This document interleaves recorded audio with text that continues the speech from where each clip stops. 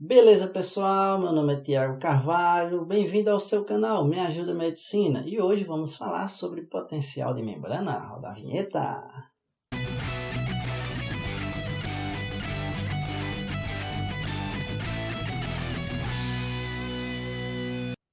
De volta, pessoal. E hoje falando sobre potencial de membranas, para iniciarmos a nossa brincadeira, vou começar falando sobre três palavrinhas: íons, cátions e ânions. O que é um íon, Tiago? Sempre que eu quero me referir a um elemento químico ou a uma substância que está carregada, e isso independe, pode ser carga positiva ou negativa, eu chamo de íons. Agora, quando eu quero especificar a natureza da carga que essa substância ou elemento químico está trazendo, eu já vou ter que utilizar a nomenclatura de cátion ou ânion. Cátion eu vou utilizar para as substâncias ou elementos químicos que estão positivos, para cargas positivas, e ânion eu vou utilizar para as substâncias ou elementos químicos que estão carregados negativamente. Outra coisa que temos que ter em conta é que cargas opostas se atraem, né? Se eu tenho um íon carregado positivamente e um íon carregado negativamente, eles podem realizar um movimento de atração. Cargas iguais se afastam, né? Se eu tenho dois cátions ou dois ânions, eles têm a tendência de realizar um movimento de afastamento. Nós temos que ter bem definidos esses conceitos, porque vai nos ajudar bastante. Eu desenho aqui para vocês uma célula. Percebam que dentro da célula eu coloquei uns tracinhos negativos para dizer que o interior da célula está carregado negativamente. E do lado de fora, né, com os sinazinhos positivos, eu estou querendo dizer que do lado de fora o meu extracelular está carregado positivamente. Dentro da célula, eu tenho substâncias tanto carregadas positivamente quanto carregadas negativamente. Só que a quantidade de substâncias carregadas negativamente é maior do que a quantidade de cátions. Então, por isso, por eu ter um excesso de ânions dentro da minha célula, isso aí vai fazer com que o interior da célula seja carregado negativamente. No lado exterior da célula, eu tenho tanto cátions quanto ânions. Só que a quantidade de carga positiva ela é maior do que a quantidade de carga negativa, o que vai me conferir uma eletropositividade do lado de fora da célula. Então, aqui, excesso de cátions vai permitir com que o seu lado exterior seja positivo. E é fazendo essa relação do lado do interior da célula com o seu exterior é que vamos definir o potencial de membrana, onde potencial de membrana é o desequilíbrio elétrico que existe entre o líquido extracelular com o líquido intracelular se chama de potencial de membrana. E a unidade que nós utilizamos é milivolts. Tá claro, pessoal?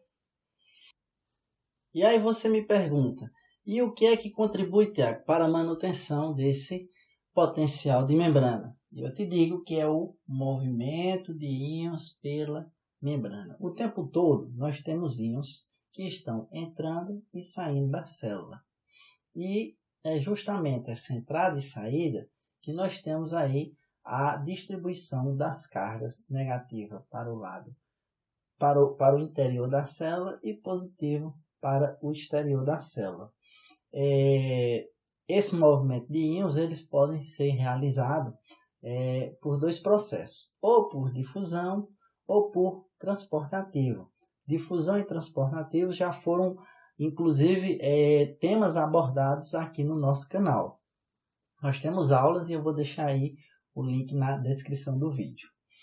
Outro ponto que nós devemos levar em consideração no momento da movimentação dos íons é o gradiente eletroquímico. O gradiente eletroquímico ele possui duas variáveis. Uma é a concentração de partículas, porque toda partícula ela tem uma tendência natural de sair do seu local de maior concentração para um local de menor concentração. Tá claro, pessoal? Quando ela realiza esse movimento, saindo do local de onde tem mais para onde tem menos, nós chamamos que existe um movimento a favor do seu gradiente de concentração. E outra variável que devemos levar em consideração no tocante ao gradiente eletroquímico é a natureza da carga elétrica, porque substâncias com cargas elétricas opostas tendem a realizar um movimento de atração, enquanto mesmas cargas vão se afastar. Tá claro, pessoal? Eu coloquei aqui para vocês, uma célula, carregada negativamente no seu interior, como é o normal, e positivamente no seu exterior. Tá aqui e eu trouxe para vocês os dois principais motivos que fazem com que o interior da célula seja negativo. O primeiro é que o número de ânions é maior que o de cátion. E isso ocorre principalmente por conta da quantidade de proteínas que nós temos no interior da célula carregadas negativamente. O outro ponto é a saída de potássio. Percebam que o potássio ele é carregado positivamente. E também que a concentração de potássio no meio intracelular ele é bem maior do que a do meio extracelular. Nós temos aqui 140 contra 4 miliequivalentes por litro. Então, pelo seu gradiente de concentração, o potássio ele tem uma tendência natural de sair de onde tem mais para onde tem menos, que é o meio extracelular.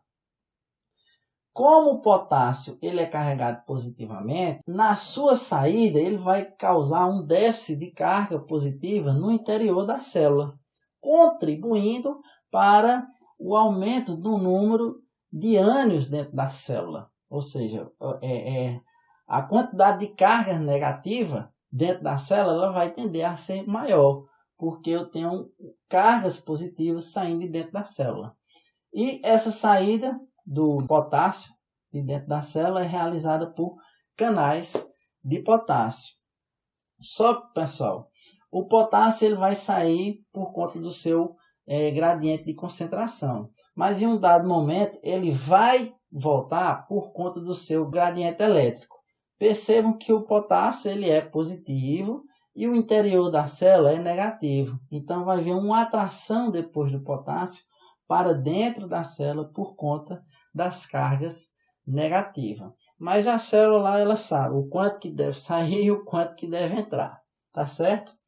E aí você me pergunta, Tiago, e o sódio? Eu tenho mais sódio do lado de fora. Então, por que o sódio que está do lado de fora não entra para dentro da célula, já que está pouco? Porque ele não segue o seu gradiente de concentração. Aí já entra a questão da permeabilidade da membrana celular. A permeabilidade da membrana ela é diminuída para a entrada de sódio dentro da célula. Tá claro, pessoal? Existe outro conceito que eu trouxe aqui para vocês, que é o potencial de Nernst. E o que é o potencial de Nernst? É o potencial de membrana que se opõe à difusão de um íon em particular. E esse potencial de Nernst ele pode ser calculado por essa fórmula aqui, que é força eletromotriz em milivolts igual a mais ou menos 61 vezes o log da divisão da concentração interna dividido pela concentração externa. Isso do íon em que nós estamos falando em particular, certo? Quando é que eu vou utilizar mais ou menos aqui, nesse ponto, Tiago? Nós devemos olhar o interior da célula. Se o íon que está se movendo, ou entrando ou saindo da célula, ele torna o interior da célula negativo, nós vamos colocar aqui, vamos usar o sinal negativo. Agora, se o íon que está entrando ou saindo da célula ele deixa o interior da célula positivo, nós vamos utilizar o sinal positivo. E o outro ponto, pessoal, dessa forma é que nem sempre a concentração interna vai vir no numerador. Às vezes a concentração interna ela pode vir no denominador. E isso vai depender de quê?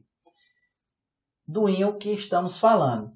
Um exemplo, o sódio. O sódio está do lado de fora. Se é o sódio que está entrando para dentro da célula, então nós vamos colocar aqui no numerador a concentração externa. E embaixo nós vamos colocar a concentração interna.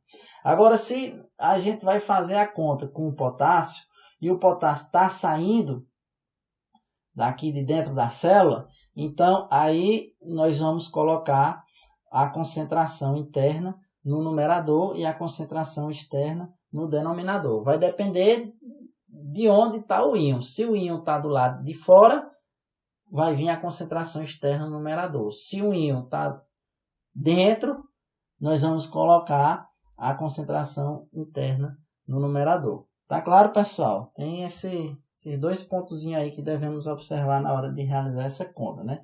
Devemos sempre observar a direção do íon. Se está entrando, se está saindo. E a carga que está ficando dentro do interior da célula. A equação de Nernst é para calcularmos, né, apenas para um íon. Mas quando nós utilizamos mais de um íon, né, 2 ou 3 ou mais, nós utilizamos a equação de Goldman. Eu vou colocar aí a equação de Goldman para vocês, né, verem como é que ela se apresenta. Isso é muito pouco utilizado, mas às vezes algum professor pode cobrar aí numa prova. E o que é que devemos levar em consideração na equação de Goldman? 3 pontos.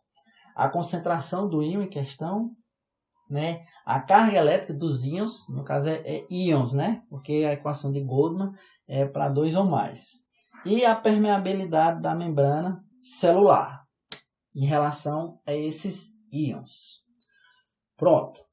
Vamos agora falar de potencial de repouso. O que é o potencial de repouso? O potencial de repouso ele é um estado estacionário de carga, ou seja, o potencial interno da célula não vai mudar.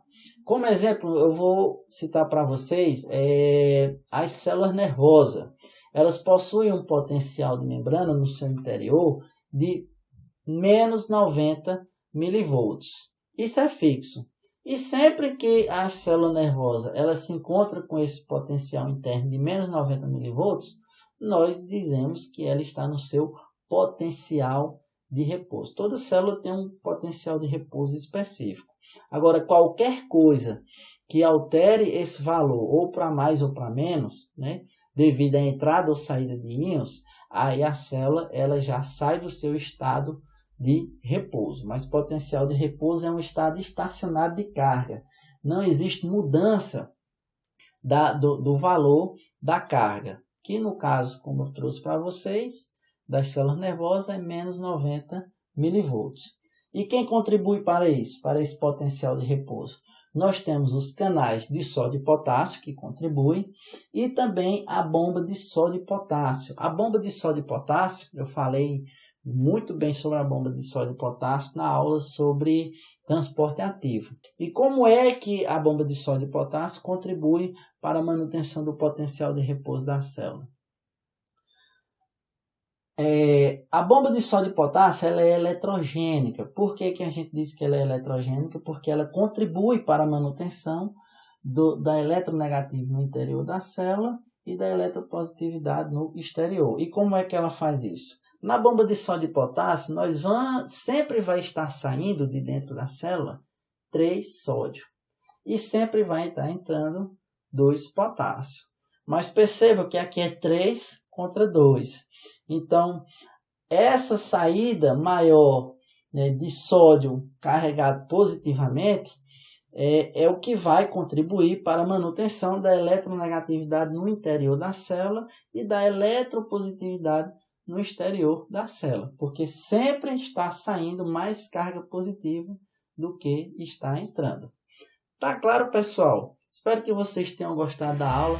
Queria mandar um abraço para meu amigo Romário, que é meu cabeleireiro, ó, fez esse cabelinho aqui, ó, na régua. Abraço, Romário, para você. Se você gostou do vídeo de hoje, da aula de hoje.